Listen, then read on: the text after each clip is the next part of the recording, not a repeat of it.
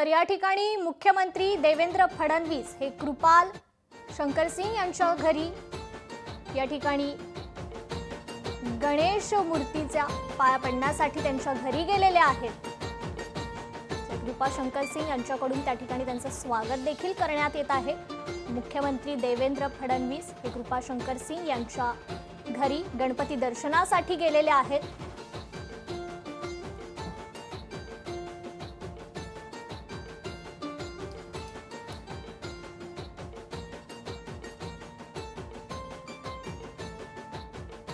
मुख्यमंत्री देवेंद्र फडणवीस हे कृपाल शंकरसिंग यांच्या घरी गणपती बाप्पाच्या दर्शनासाठी गेलेले आहेत।